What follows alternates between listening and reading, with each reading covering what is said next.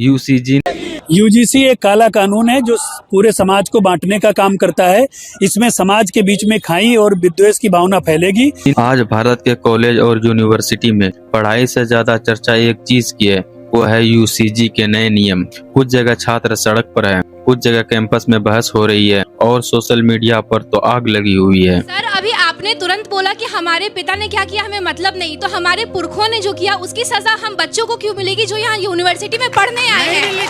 आप बच्चों के आरक्षण और सुरक्षा में बहुत बड़ा फर्क है और सुरक्षा का हक हर एक बच्चे का है। सरकार कहती है यह नियम समानता और सुरक्षा के लिए है, लेकिन कई छात्र कह रहे हैं यह नियम साफ नहीं है, इससे डर बढ़ेगा। तो सवाल उठता है, यह नियम छात्रों को बचाएगा या छात्रों को फंसाएंगे?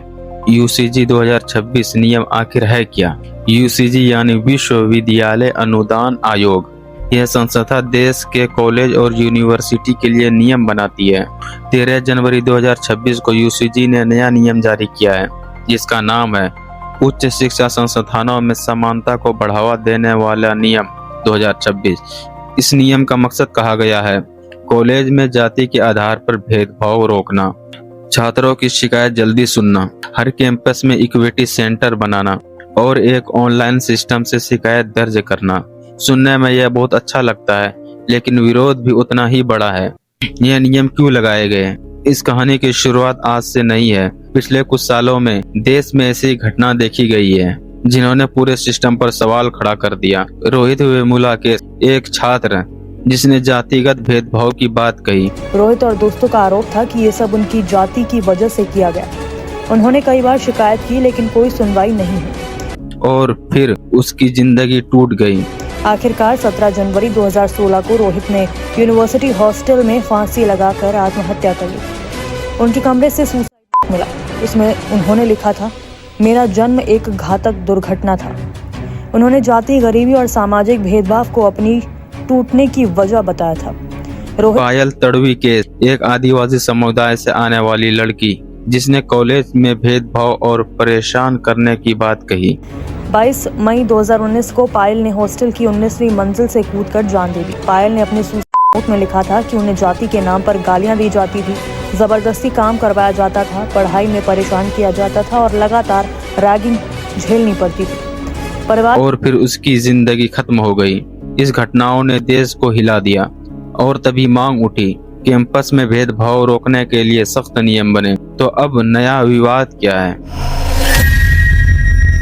नए नियम आते ही कई छात्र कहने लगे यह नियम एक तरफा है, यह सामान्य वर्ग के खिलाफ है, यह नियम डिस्क्रिमिनेटरी है। कई जगह छात्रों ने मार्च निकाला और कहा इन नियमों को वापस लो, लेकिन दूसरी तरफ कुछ छात्र संगठन ने कहा यह नियम तो जरूरी है, इन्हें लागू करो।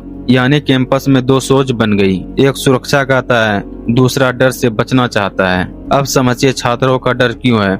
एक छोटा सा उदाहरण समझ लो। मान लीजिए आप कॉलेज के कैंटीन में बैठे हैं, दोस्तों के साथ चाय पी रहे हैं, समोसे खा रहे हैं और बात कर रहे हैं। तो में राजनीतिक रिजर्वेशन या किसी विचारधारा पर चर्चा होती है। कोई एक दोस्त मजाक कर देता है, सब हंसते हैं और क्लास चले जाते हैं। आपको क्या लगता है बात वही खत्म हो गई?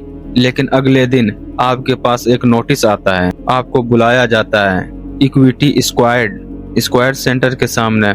आप पर आरोप लगता है बायस का, हैरेसमेंट का और सबसे डरावनी बात, कई छात्रों का कहना है इस आरोप को साबित करने के लिए कोई ठोस सबूत भी जरूरी नहीं होगा। यही बात छात्रों को डरा रही है।